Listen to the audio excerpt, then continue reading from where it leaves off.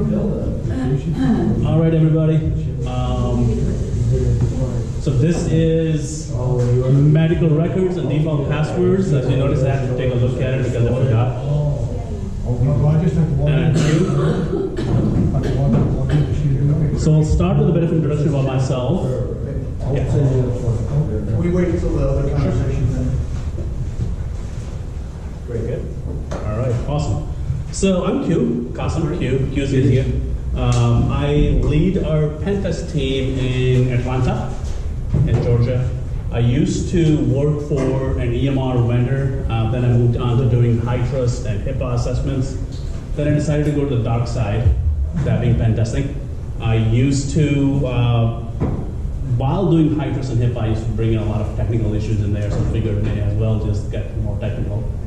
And that's my handle on Twitter, #InfoSec. If you want to just hear somebody complain about everything in the world, then yes. Otherwise, don't worry about it. And the second one is just my team, Qualified Labs, I represent. So before we get into the issues with healthcare IT, let's just talk about what healthcare IT is, what it looks like, and then we'll get into more technical details about some of the ways we get into healthcare environments. So this is a typical diagram of what a healthcare IT network might look like, all right? So right in the middle of it is the Ehr Database. That is the electronic health record database. That's where everything feeds to and retrieves from, okay? Your smart bed, for example, right? It used to be back in the day, a clinician would be watching you sleep to see your sleep movements and if you have sleep apnea or stuff like that. Nowadays, it's just a device watching you. We trust the robots more, I guess. Then you've got feeding to it your medical devices like ventilators, your anesthesia machines, your devices related to MRIs and whatnot. Those are all usually either directly sending data to Ehr Database or they go through what's called a connectivity engine. So connectivity engine enables the compatibility between different EMR vendors and different medical devices. Okay? A lot of medical device vendors may have their own connectivity engines. These are nothing more than just computers that do some analysis on data coming in. They might encode it, they might decode it and encode again into different format, most likely 807. One of the connectivity engines I used to work at back in 2012 was using Ubuntu. They started with Windows CE, then moved on to Ubuntu. I believe they're still using Ubuntu for that. As the medical software industry evolved, we started bringing in things like how fast are patients being moved. So usually when you're driving by a hospital, there may be a banner that says wait time 5 minutes or wait time 20 minutes or whatnot. All of that is coming from reporting software and scheduling software that also integrates with Ehr Database. Okay, so this software may do things like analyze how fast we are, getting patients through the system, or it may allow you to schedule. This room is available, this medical device is available, so let's send the patient to this room with that medical device. Let's attach this patient to this clinician. It's this clinician's responsibility now.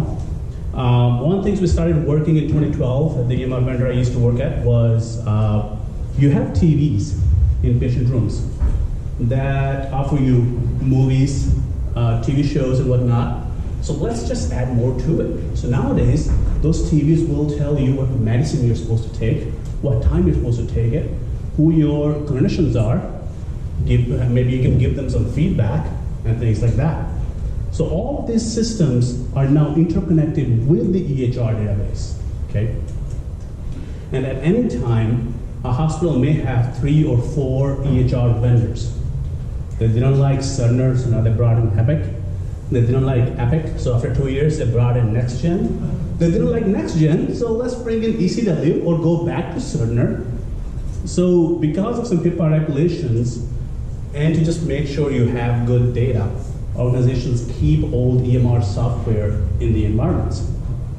You no longer have a support contract with Cerner, but you're keeping Cerner data and you want to retrieve it without having to worry about compatibility. So now you keep old Cerner software alive without a support contract. And not to pick on Cerner, it's every EMR vendor in that position. So then you've got, in all this, you've got patient portals, which are your HTTP, HTTPS servers, allowing patients to retrieve their data to make appointments and things like that. Or you've got internal users. And as you notice, the line I have drawn in here is not solid because usually there is no segmentation. Okay, if you are a front desk person, you have the ability to connect to the EHR database at the network layer. Okay, you may not have credentials, but because there's no segmentation, you can do quite a bit. You can just go on, plug in your computer to the wall outlet, Ethernet port. You may be able to connect to EHR database that way. Okay, so lack of segmentation is a big deal. There have been times when I was doing a pen test against a university medical center. All right, so you've got a university and you've got a medical center, a hospital as one organization, and you have to specify with them, am I pen testing the hospital or the education? And then where do the IP addresses between the hospital and the university distinguish? Oftentimes the game will tell you that, so then you get into some muddy waters. A lot of the vendors, third parties, your remote users may come in through VPN, through HTTP, HTTPS. Citrix is pretty big. Cisco and Juniper VPNs are pretty big in that environment. Oftentimes they lack two-factor authentication, so that doesn't help. Okay, so that is your typical healthcare IT environment as I see it as a pen tester. Any questions about this before we move on? All right. That's pretty accurate. Thanks. So this is just a terrible depiction of an EMR. I just grabbed it from Google. But it kind of gives you an idea what EMR does, right? So the clinician logs in and gets in the picture of their patient, maybe not, but the name, date of birth, social security number. There may be a medical record number, which is associated with each medical record versus an encounter ID, which may be every time you go to the hospital, there's a new encounter ID. You may have the addresses and whatnot associated with that patient. I mentioned Cerner, Epic, NextGen are the biggest vendors when it comes to medical records. So I interchangeably used EHR and EMR. Those are, if you get into technical details, two different terms. So EMR, or the electronic medical record, is your single medical record from a single hospital or single clinic. EHR takes that and adds more to it. Maybe scheduling in there, maybe different hospitals you go to. For example, if you have 10 different hospitals, they all utilize Cerner. They can use Cerner's EMR software that's publicly available as a patient portal, and that will be your electronic health record between those 10 hospitals. One of the things that HIPAA did was enable you to do that. Enable you to go to Dr. A in Atlanta, and as Qasim flies to Pacific Hackers Conference and gets injured, he can bring that patient record with him. All right, let's just not get injured though. So EHR is kind of more overarching. Okay. Some of the other things I talked about, your connectivity engines. Another thing to talk about is lab robots. Lab robots are like your assembly lines at the at Ford, right? So you've got this big assembly line, cars coming in, you're adding in parts and moving them on to the next step. Same thing with the lab robots. The medical orders are coming in. So I've got this vial of blood. Tell me what the blood type is. Tell me their different levels of white blood cells or whatnot. So that is being done through those robots and managing that with each device. You've got the EHR, EMR apps we talked about. Okay. Two terms I hear a lot about in healthcare environments is PHI and ePHI. If you ever want to make a risk or compliance officer at a hospital really angry, try mingling these two terms. Try referring in your pen test report ePHI with the words PHI. They're going to get really mad about that. So ePHI is the electronic version of the PHI, okay? So this is where you may get some patient record out of email, out of electronic medical record system, out of maybe you logged into the database, you got it that way. On the other hand, if you were doing a physical and you got some papers out of a printer or a fax machine, that would be PHI.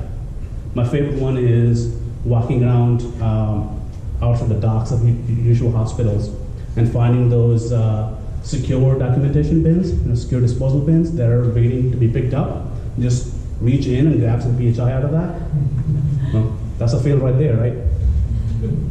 One of the things I'll talk about later is OCR, the Office of Civil Rights, as part of the Department of Health and Human Services. They are the ones responsible for implementing and enforcing HIPAA, okay? Or BA is a term you hear a lot in hospitals, business associate. So as COFAR is doing pen tests for a hospital, COFAR is now a business associate because COFAR may come into contact with some ePHI. So now COFAR has to sign a BA agreement and COFAR has to abide by the HIPAA rules. PACS and radiology are my favorite. These are where you have your picture archiving. You've got an MRI, you've got a CT scan, stuff like that, got an X-ray, it gets stored because picture files are usually big. The easiest way to get them in hospitals, oftentimes I've seen, is through SMB shares. Now, folks set up SMB share. This IT person set it up, he or she left, another one set up, they left. So you've got a lot of access to those SMB shares that may not be tracked all the time. Okay. All right, so got a good intro to healthcare IT, I guess. Let's get into some of the goods. My favorite is HL7. Okay, HL7 is encoding. It is not encryption. It is not hashing. HL7 was used to create compatibility between different medical devices and different EMRs. So as the device sends the data, it sends it in HL7 format, encoded in HL7, which can be understood by the electronic medical record system. All right. Problem is, it's plain text because it's encoded. If you do a Wireshark capture inside a hospital, there's a chance that you may be able to, if you, for example, spoof the IP address of or the MAC address of an EMR, you may be able to just read PHI because it's just being sent in HL7 format. Very nicely encoded, patient ID, blah, blah, blah, patient name, whatever it may be. Okay, so that's one of the issues that I see a lot. Second one, it is also on the black stickers you've got, are the default credentials. So these ones, Muse admin and Muse background have been out since 2015, okay? Now that is when somebody released the CVE. Some of us have been using them for a long time. My favorite thing about these is these are valid, most likely than not, on Citrix and VPN. Somehow, the medical devices need to work from home. Okay. It stems from the problem that a lot of EMRs, medical devices, in their goodness of wanting to have centralized authentication, they integrate with AD, which, yeah, it's a good idea, right? You can implement password policies even for medical software through Active Directory. But problem comes when a lot of folks do not specify who should have VPN access and who should not. All right, so this is where medical devices end up having VPN access. Then, because these are AD credentials, the most likely use Windows servers or Windows workstations. These Muse credentials work on GE Muse EMR software. Okay, GE Muse runs on a Windows server system. It has local admin access to that Windows server. Who sets up those Windows servers? Help desk, IT. So you just dump the credentials using Mimikatz, or you just do a hash dump to get their SAM dumps, and you most likely now have domain admin access. This allowed me to have domain admin access within 10 minutes this one time. Okay? And once, of course, you have domain admin access, it's game over. Then you've got unauthenticated Vnc. This I don't see as much anymore as I used to, but it still exists quite a bit. This is where somebody decided to do remote administration or help somebody out using VNC and just left it as is. Or a vendor came in to set up their device and they decided, you know what, we are going to make it easy for us in the future. We'll just VNC into the device or into the EMR or into the device the system that connects to that device. And that's just how we manage it. Anytime the client has a problem, so our SLAs are great. So you end up with a lot of unauthenticated VNC in the hospitals. One of the ways you can find this is using Metasploit auxiliary modules. They have very good modules for that, and they just simply connect and see if somebody's already logged in. So this one is quite recent. How many people here know about NFS shares? All right, 1, 2, 3, 4, maybe 5. That's an accurate representation of how many people know about NFS shares. That was the case with this hospital we did a pen test with. They had really good monitoring setup. Yes? Was this a rural hospital or a No. regular hospital? Okay. It was much more than regular.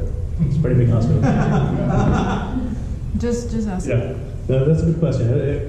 And I'll talk about, remind me later, I'll talk about what I see between those two. So they were doing good monitoring. They were monitoring their shares, except they were only monitoring SMB shares and FTP servers. They did not know about NFS. They had gone through a lot of different EMR transitions, and somebody there who was very good in Linux decided, you know what, I can just do an NFS share and have all the EMRs dump data into it, so anytime we move to a new EMR, we'll still have the data. Nobody was monitoring it, NFS share was open. Anybody want to count those records? 3,000. Huh? Oh, no, I don't want to count. That's a big one.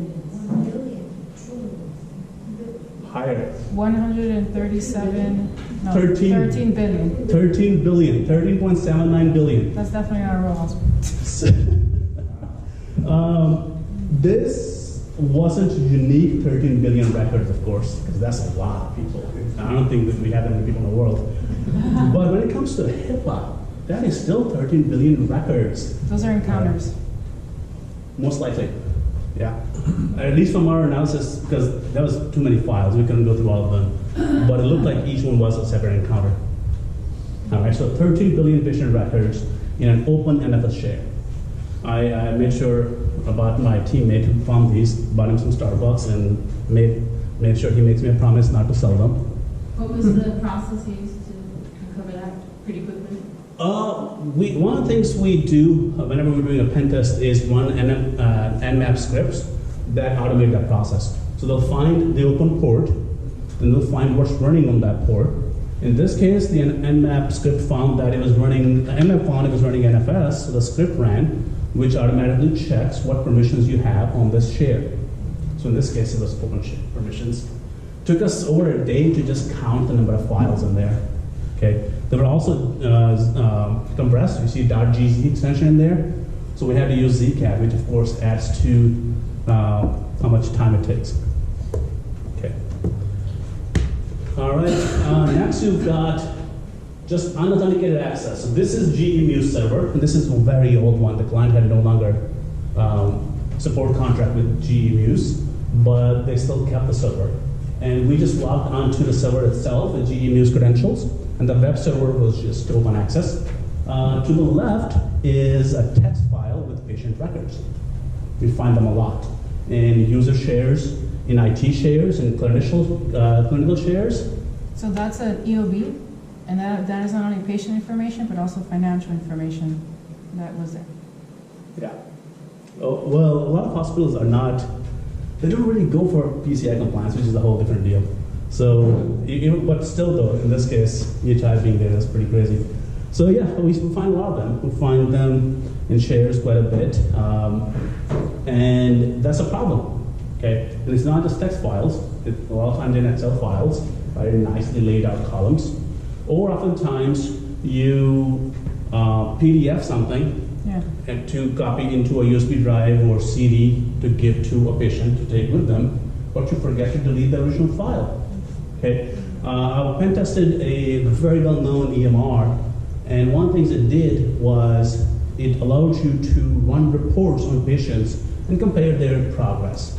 Okay, but when it ran the reports, it saved the report copy to the user's temp folder. Okay, under app data. Now, it's a temp folder. You might think, yeah, it's not a big deal. It will get deleted. Well, it depends. It may get deleted in a day, or it may get deleted in 30 days if the user never restarts the computer. Okay, and even then, if there's no local disk encryption, there's a way to recover it. Broadcast protocols. This is Responder. Anybody here use Responder? No? One? Okay. All right, Sam was talking about. Responder is pretty awesome.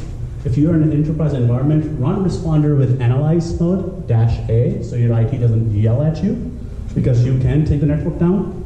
But what it does is you've got your broadcast protocols. For example, Windows, when it starts, and it's not just Windows, every OS has their own version of it, but in Windows, when you do a DNS resolution, a name resolution, it's not starting with the DNS server. It first starts to see, am I google.com? Okay, I'm not. Let me check my host file. Does it tell me who google.com is? Host file doesn't know. Let me talk to my domain name server.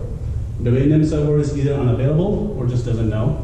Then, okay, now my last option is to just ask every system in the environment who google.com is. And it doesn't just do for google.com, it does for Windows shares also. So in this case, somebody was going for share 01, and the attacker just responded saying, I am share 01. In response to that, authentication occurred with I want to say it's, NetNTLM v2, which you can then pass on to, which is basically a hashed challenge response using Windows passwords. And then you can just replay that against other systems in the network to gain access to them using credentials by this person who were you victimized. Okay, so these are still pretty common, especially when you have SMB shares. You most likely have this issue. Okay, this is not just SMB shares. This could be with WPAD, which is your Internet Explorer's system proxy by default. Could be MDNS, which is pretty common with Mac, and a few others. Okay. All right. Password. Passwords being stored in plain text files. I oftentimes find super secret passwords.txt, right? Sometimes like this, you find them with nicely laid out which application it is, what URL, what username, what password. And I believe us security folks for this. Okay. How easy it is to recover lost password for LastPass, or OnePass, or KeyPass. Because a lot of this security technology and processes are so difficult, folks are not moving to them. As I try to convince clinicians to use password managers, it's very difficult to get them to do it. On the other hand, when their phones came out with fingerprint readers, that was easy. Everybody jumped on that. Okay. So this is where I blame us for a lot of things, and this is also one of those things. But you are going to find a lot of these, not just in clinician shares, but in IT shares. IT shares are a pen tester's heaven. Okay, you can find network diagrams, you can find SDLC processes and SDLC diagrams and configurations for software, and you can find passwords. Okay. Only help desk has access to it. That's fine. It's not like somebody's going to steal help desk passwords. We got good passwords. We have 8-character password policy. So one of us is using Spring 2019. Okay. So physical goodies. This here, you've got some medical supplies along with the server rack stuff. Going back to that last point. So your position on password managers was yes or no? Use password managers. Yeah, okay. Get used to them as much as they are a pain to use and pain to recover from. If you lose your password, use them. Okay. Because as I count the number of accounts I have in my password manager, they're close to a few thousand at this point, right? And I'm probably more active on the internet than most folks are. but everybody's got a bank account. Everybody's got their work account, their VPN, their clinician account, their clinician, their Facebook account, Twitter account, the account to pay the dog sitter. All of those, if you end up with same password, one gets hacked, the other one gets hacked. One of the ways I usually start. Even LastPass and KeyPass, I think, have also been hacked themselves too, right? So. Well, if you have a good thing with password managers is you have to remember one password. One good password is all you need to remember with password manager. That's a good thing about it. Yeah. One of the things I usually do to add to that is whenever I'm doing an external pen test where I see email gateways like OR Portal or Citrix and whatnot, we downloaded whenever the breach compilation came out. I don't know if anybody else knows about the breach compilation database. Okay, so it was 40 gig zipped collection of directories that included stolen credentials from Adobe breach, from LinkedIn breach, MySpace and whatnot. One of the things we do is if we are pen testing, for example, abccorp.com.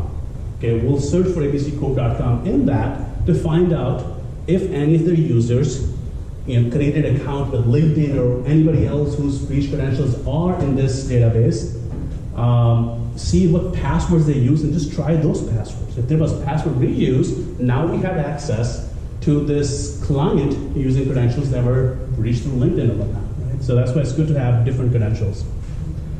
Okay, so one of the screenshots I really wanted here, but I just couldn't find, was this one hospital, and it was a small clinic. They had their server racks and their networking equipment sitting on top of a fridge in the kitchen that was just available to everybody, even the visitors. All right, and I'm pretty sure they were more concerned about milk being stolen from the fridge than those servers or the data on them. Okay. This was also a small clinic. This was in rural Georgia. That is their main internet connection. That's a modem router. Sitting next to is a chair, and this is in visitor area. All right. So that was great. That was a good day. Because we could not get into the main hospital. So we just started driving around to their outpatient clinics. And this is how we got in. All right. When I was a high trust assessor, I was assessing this one very large hospital system, and I talked to one of their, I went to one of their outpatient clinics and talked to their main IT person, who was also their main doctor, and asked him about their secure configuration standards. How do you acquire new systems and how do you configure them? His answer was, we just go to Best Buy, buy a laptop, bring it in, plug it in, make sure it has AV, which to his knowledge is the right answer, right? That's how you configure your systems at home. This person doesn't have a bachelor's degree in IT. This person doesn't have, your A+ or Network Plus or NCSA or whatnot. It's just this person's been given a second job that they are not qualified for, all right? So of course, when I told them the issues with that, and when we found that they were hosting their EMRs publicly without credentials because they just set up servers bought from Best Buy, it was not a fun day. Okay. Ocr Breach Portal is one of the places you go if you just want to drink too much wine. Okay, because and this feature I just took an hour before. This is where the breaches are reported and then published. Okay, if you have more than 500 patient records stolen, and when I say patient records, if there are duplicate records, they still count as 2. All right. So if more than 500 are breached, they get reported to OCR right away, the Office of Civil Rights. If it's less than 500, then I believe it's an annual report that you have to give to OCR. But either way, you have to notify the patients, all right? So this is where you're gonna find them. You can see a lot of the results of it, what kind of incidents these were. Paper films were stolen, emails, so that was most likely a phish. Phishing is a really good way to get in. We recently phished a company where one of the recipients of that phish responded to the email saying, hey, the voucher code did not work. This is not right. You need to give me the proper voucher code. And that looked very, very beautiful in the report itself. It's like, hey, your employees are detail oriented. Hugh, what constitutes getting onto that report? Did they have to go public with it, or did the breach have to be a certain, what was the criteria for getting on? Criteria is you identified an incident where either your laptop was stolen or whichever way it may be, and you calculated that it would be 500 patient records or more. Okay, and you also, some of the requirements of breaches require, I think Renee was talking about earlier, that an unauthorized party saw it. They read the record. They were able to access that record. It's not just that your laptop was stolen, it's that somebody would access it. So if your laptop had full disk encryption, which is compliant to NIST standards, it may not be constituted a breach. Okay. If you had good password policies, if you had good network segmentation, you saw that somebody breached into your network, but because your corporate network is segmented from the EMRs, and you showed that they never gained access to EMRs, that would not be a breach. Okay. So a lot of the HIPAA requirements are based on reasonable assurances and reasonable efforts. Okay, so that's what it falls into. So all the bad stuff, what do we do now? Other than just running away. I'm gonna stand here for a minute. All right. So first we've got HIPAA. All right, your Health Insurance Portability and Accountability Act. This, I believe, was a good effort to help ensure that you could have your medical records portable, but then later on with the HITECH Act, made it possible, made it enforced to have some of the, safeguards, your technical, administrative, physical safeguards. Make sure that somebody can't just barge into NICU. Make sure that nobody can just access patient records without authorization. Have good policies around it.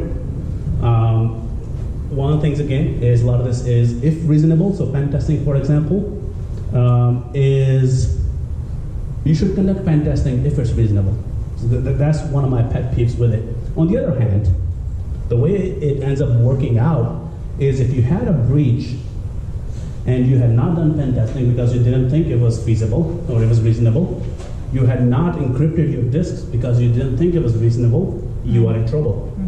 Okay, so a lot of enforcement ends up being on the back end, okay, instead of being forefront. So there is, of course, the minimum necessary principle, which talks about you should only allow PHI access when it is need to know, very necessary.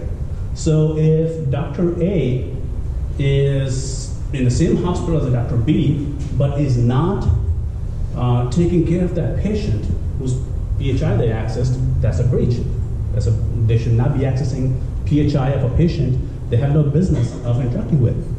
They should not be accessing their own PHI or PHI of their neighbors or their family members. There's a lot of software out there that kind of helps fight this problem. For example, one of my favorite ones is Fair Warning. Trying not to advertise them over here, but we implemented them with a client, and it allowed you to run reports on who's accessing whose PHI, and it had rules in that. For example, do they have same last name? Do they have same address? Are they from the same workplace? And things like that. Okay? And then if they found something like that, they would go through the compliance mechanisms of it, where identify why they accessed it, was it reasonable or not, and if it was a breach, and you've got to go through reporting and all that. Okay. And I know HIPAA's misspelled, but it's a meme. Then comes the high trust framework. Who here has dealt with high trust? All right, only one unlucky person. Okay. I used to be a high trust assessor, and as an assessor, it's a lot of work. But one thing I love about it is that it goes technical. Okay? Yeah. HIPAA didn't really go as technical as high trust does. HITRUST has requirements like you should have DNSSEC. It has requirements like you should have annual pen testing or quarterly vulnerability scans, or you should do MAC address filtering, which I'm not a fan of MAC address filtering, but at least it's talking about something in there, right? So sometimes as a security person, you just take whatever is a good thing, regardless of what issues it may cause. But HITRUST goes deep in a way that it doesn't just say you should be doing pen testing. It requires you to have a policy for it. It requires you to have a process. Then it scores you on implementing that process. Then it asks you, are you measuring that process? Are you measuring how often you're doing this? Are you keeping track of that? Okay? And then the fifth requirement managed is if you find an issue with it, how are you remediating it? Are you keeping track of that remediation? So as you can see, as an assessor, that's 5 different things to measure for one requirement. So it's a lot of problem, a lot of work. But it does address a lot of security issues that may have not been addressed by other frameworks. And it takes into account NIST, ISO, COBIT, FedRAMP, FISMA. So it drives a lot of power from other good frameworks. Okay. Now you all remember 807 I talked about. Let me ask. So is it mostly healthcare that, what criteria healthcare would typically require HITRUST? So not all do. HITRUST is not a requirement like PCI may be, right? So HITRUST is one of those things where you're most likely doing it because you want to, or somebody made you. Yeah. Okay, you're doing business with United Healthcare or Humana, one of those big players in the industry, and they're requiring you to do HITRUST. Okay, same thing with HIPAA. I've seen some consulting firms sell HIPAA certifications, like you're HIPAA certified. It's not a thing. If somebody tells you that they're going to certify you for HIPAA, they're selling you a bridge that doesn't exist. Okay, don't do that. HITRUST certification is a real thing, though. But yes, it's mostly either you want to do it or somebody's making you do it. There's no government requirement for it. Okay. So from 807 now came FIRE, built by the same people, 807 Foundation. FIRE it supports APIs. Okay, it's not just your raw TCP packets. You can actually use JSON APIs with it, REST APIs, sorry, and you can use JSON web tokens. So it includes that authentication and then authorization mechanism. Okay, it allows you to use JSON digital signatures also. You can use OAuth, so you can use a third-party authentication vendor. One problem that comes though is just like any protocol, your server and your client need to support it. Okay, so if you've got a medical device in your environment that's using MS-DOS, and I've got a client. They have a device in their environment that's using MS-DOS, but it will cost $5 million to replace it. Why would they even care about FIRE at that point? And they're just gonna go back to the old school way of doing things because they don't have $5 million. A lot of device vendors and EMRs now support FIRE. A lot of them are pushing for it, but then again, you would have to ensure every device is compatible with it, because if it's not, you could end up doing a lot of damage, right? All right, crown jewels. Before I get into that, any questions? All right, so what are the crown jewels? Well, for ePHI, generally, go after the databases. Those Muse admin credentials will most likely work. Or simple SA or SA password. I've seen that work a lot. See what I like on that. Webcam shots. So we don't do that at Coldfire, but in a previous company, we had relationships with some of the CISOs that they were having problem with their board of directors approving money for security. So they said, you know what, go as dark as you can. I said, all right, a pen tester loves hearing that. So we started with just taking screenshots of desktops belonging to your board of directors, C-suite, CFO. Then we said, what else can we do? So we started taking webcam shots. And then that became a Webcam? common practice. Webcam shots? Yes, webcam. Webcam, Yeah. okay. Yeah. So that became a common practice until this one time we took a cam shot we should not have taken. However, as a result of that cam shot, which we never put in the report but we told the CISO about, he went ahead and replaced everybody's laptops. So nobody in that hospital now has a laptop with a webcam in it. All right? Well, it comes on to, did they even need a webcam? All right? You're sitting in a hospital at a cafeteria, you're doing your work, you're putting in your patient notes, and some patients walk behind you. All right? One could argue that you have just disclosed some PHI. All right? And I say argue because a lot of people are going to argue against it. Yes. And I'll come to you. If you removed all the webcams from all of their laptops, how do they do telehealth now? That was my question. So that is all. So they really went to the minimum necessary principle. All right. So if you do need to do telehealth, then you request a laptop with webcam, or you request a USB webcam. Okay. So, and it ended up being that less than 5% of the organization needed that. So the rest of them no longer have to worry about webcams. All right. Now that's an extreme example, right? Most folks won't go as far. They'll just make sure that you have good patching, that you have good passwords. I would rather do that than spending money on buying new laptops. I'd rather spend that money on buying a good EDR solution, spending that money on sending the SOC team to training. Yeah, or simple covers for the web. Yeah, simple covers. But everybody's got their own ways, and sometimes it's kind of hard to get them to move from that. So physicals, as you all probably know, Wilford does physicals through an unfortunate event. I talked about secure bins earlier. You know, walk out to the dock and just get some PHI out of the secure bins because they're almost always overflowing when they're put on the dock to be taken away. Walk around the NICU, ICU, doctor's offices and steal some PHI from their printers, from their fax machines. And yes, they still use fax machines. And no, those fax machines are not electronic. Well, they use electricity, that's about it. Check for the nurses' stations, all right? Oftentimes, it's starting to become less of a practice now. But a lot of them end up with PHI being posted on a monitor that the nurse can see from their station.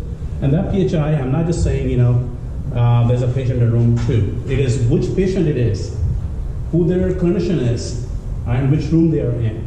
So if you're in a Jason Statham movie and you want to go after a bad guy who's in a hospital, he's just going to go to the nursing station. And they have their screens that you can't see from the side, and then they have to lock their system, they leave. I mean, I monitor how they They watch should. their system, right, when Yeah. I'm in the doctor or whatever.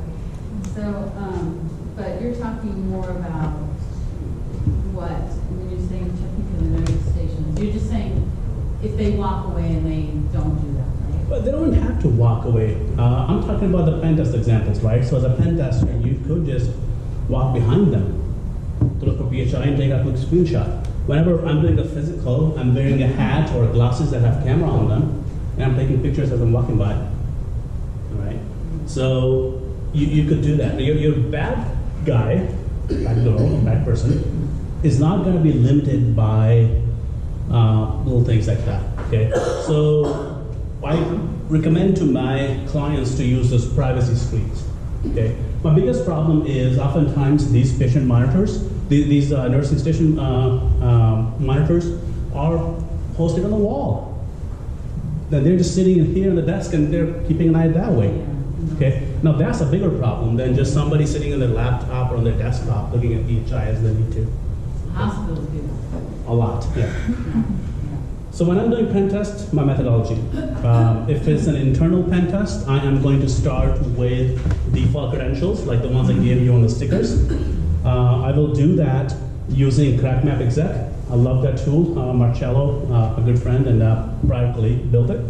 It's really good for password spraying, against SSH and SMB. Then you get into using Microsoft's auxiliary modules, for example, to find VNC non-op, unauthenticated VNC servers. MS SQL, I started using SQL Ping about 5 years ago, and I still use it, and I still have the same word list, because there's always a huge chance you're going to find a Microsoft SQL server with SASA or SA password credentials. And if you get that, of course, you can do XP command shell to gain access to the underlying system, or if you're just going after data, well, then you already have the database access. Okay. Whenever you are doing a pen test against a hospital, do not brute force, do not lock out any database accounts, EMR accounts, because the client will never invite you back. Because anytime there is an outage in a hospital, it's chaos. All right, because all the clinicians now have to go back to writing notes by pen, and then they have to later on, once the EMR comes back online, they have to digitize them, put them back into the system again. When I used to work for an EMR vendor, I was working night shift, okay? And most of the problems in night shift were, there's an outage, and that outage becomes one of those things where even the VPs of the hospital have to open up at that point, and you just don't want to be in a situation as a pen tester having caused that. So don't do Nessus scans against EMRs. Actually, do not do Nessus scans against the batteries also, the battery backups. Don't Nessus scan them. Those things will go down in a heartbeat. Yeah. All right.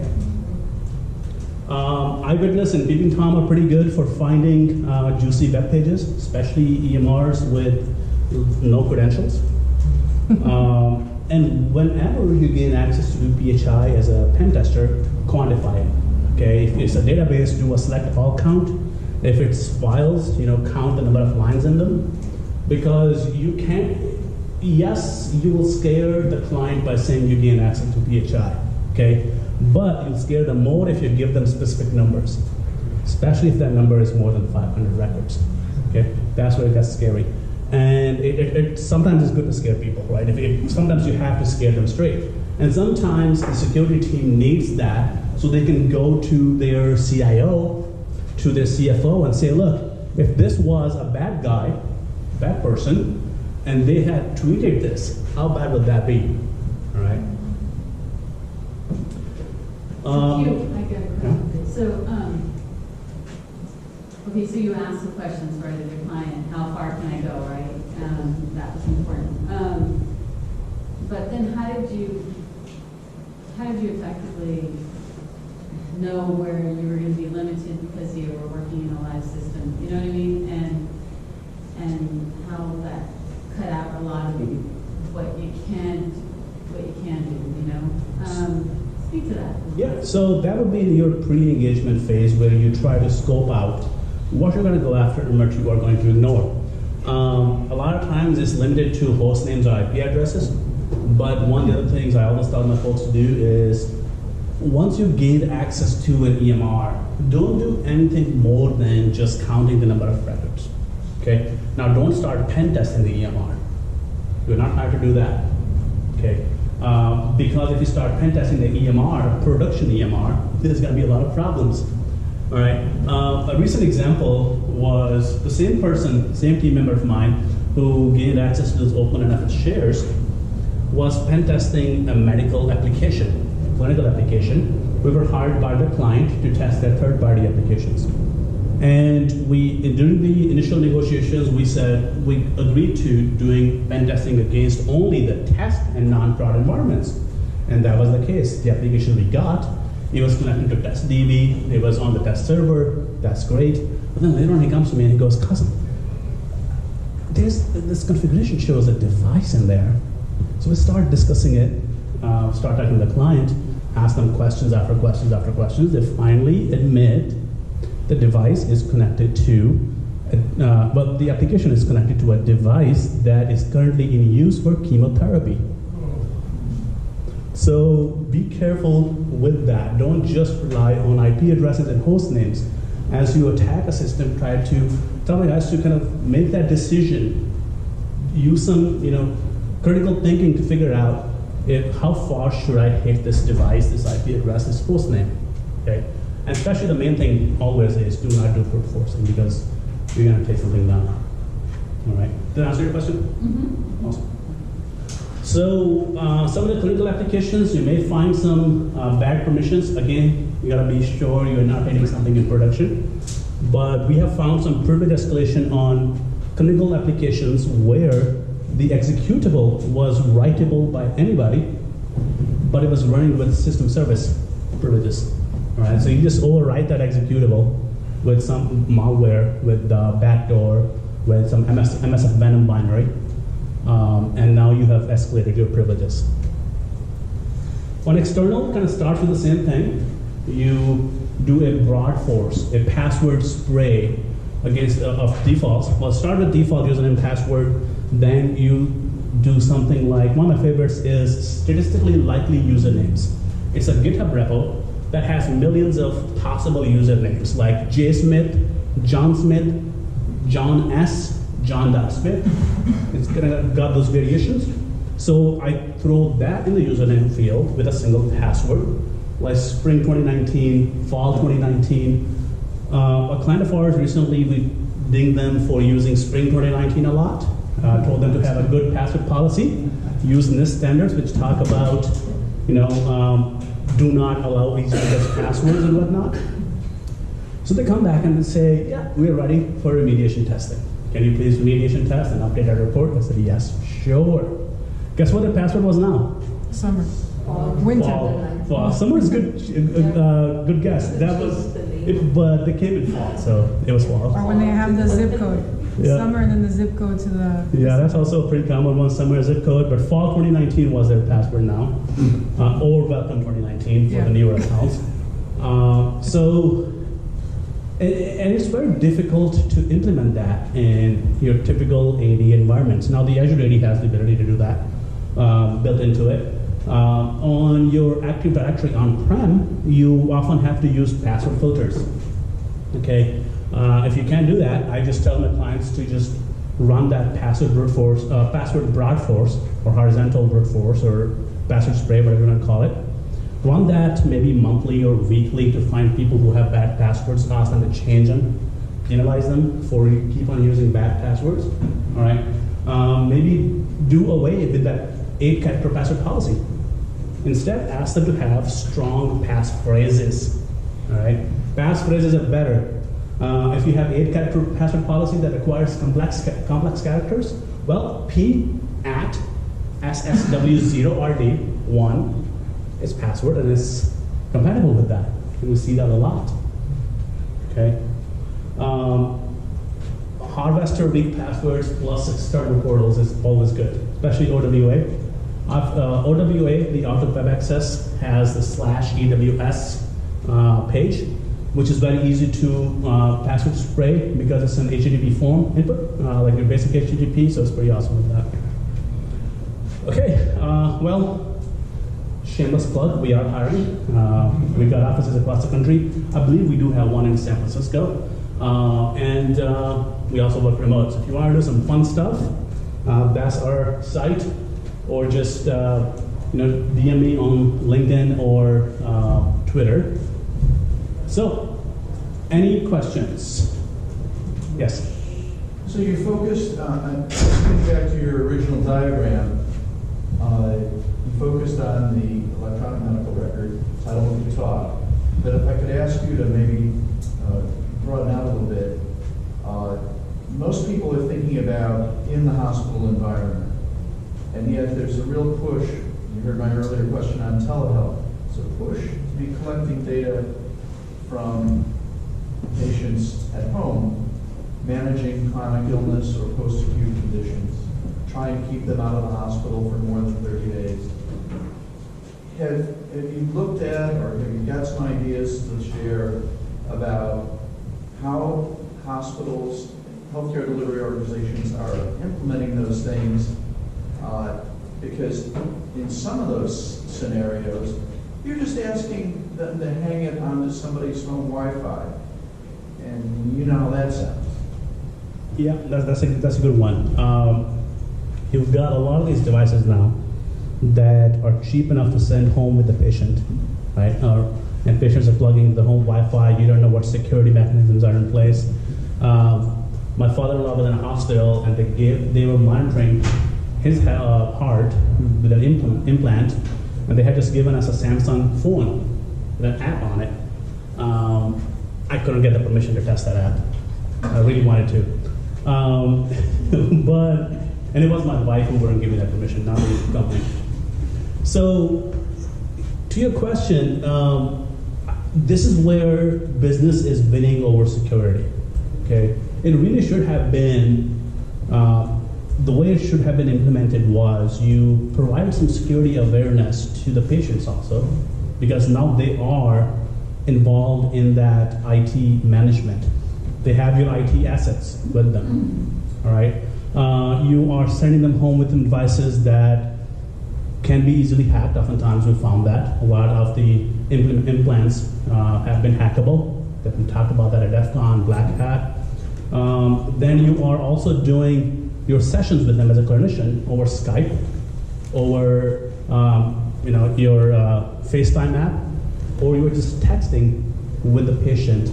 And I've seen it's just plain text messages. Right? It's not even iMessage or Signal or Telegram that may be secure. I've seen the use of just plain old text messages which could be hijacked. But on the device part of it, you mentioned seeing it sent home with a Samsung phone. So there's a couple of different channels to collect. And I'm wondering, when you're doing these evaluations of hospitals, have you talked to any of their IT or clinical engineering people about, great, we talked about what's in the hospital, what about all this stuff that you're sending home? And there's a couple channels. There's through the mobile, the smartphone, device hubs that have a cellular connection on them, or hanging it on the home Wi-Fi. Have you talked with them at all about what they're doing and how would you approach testing that to give them some advice? Oftentimes, IT doesn't even have an inventory of those devices, right? So we've brought that up. We've had some tests around it. Majority of the time, the responsibility gets laid on the vendor. All right, they just go back to the vendor, and the vendor just goes back to pointing to the documentation. Hey, we wrote this documentation for you, secure configuration standards and whatnot. You didn't use them. So this is where I oftentimes see the patient being the one that really gets hurt by it. Okay. But you can ask, are there any devices involved in being tested? Right. Well, and then go from there. I've seen cases where security didn't know about them. I even found an AD domain set up in a client environment. We got DA within 5 minutes on it, and turned out their EMR vendor had set it up. Took us a day to figure that out because IT didn't know about this domain. Security didn't know about this domain. Biomed didn't know about this domain. Right? It's just a whole bunch of servers sitting there collecting data nobody knows about. But back to your question, I think it really starts with an inventory. It starts with a good third-party risk management program along with your device security program. And bringing those devices into that realm, right? A lot of times, innovation of, technological innovation gets ahead of security, and that's because we're always chasing, we're always playing, in the background. So, yes, we have dealt with some of that. My view of that is it is in very early stages. I would say it's not even the beginning in the security stages, because, like I mentioned, no inventory. Oftentimes, there's no inventory of that. Oftentimes, I've even seen, which I'm not sure how that's reasonable, device being bought or leased by the patient. And I just don't understand that. And I think it should be a responsibility of the IT and security of the hospital, along with a shared responsibility by the patient. But if you want to share that responsibility, you have to give that patient the resources to share that responsibility. Give them training, okay? Give them the technology to deal with it, okay? Oftentimes, you brought up the Wi-Fi. Most of the times, folks' Wi-Fi is just their phone number. I still see WEP in hospitals. Okay. Sometimes you also have to connect yourself with the digital risk strategy person within a hospital too, because they know where they're going with new telehealth applications, and then they will know where they're issuing devices, because this is new stuff. Maybe in certain situations in the past, like they don't know, but sometimes folks that are trying to be thinking strategically, they are trying to keep track of that. Yeah, it should be a collaboration. Compliant officers as well. Yeah. Yeah. Collaborate. Yeah. Risk, security, IT, biomed, talk to each other. Yeah. My favorite way of doing that is doing a tabletop incident response exercise with them. You bring in everybody. You bring in marketing, HR, risk, compliance, IT, security, physical security, and you just talk through scenarios with them. And that's when you really get to see the lack of communication. And the lack of understanding of the simplest Yeah, things. I agree. All right, any last question before I hand it over? No? All right, thank you everyone.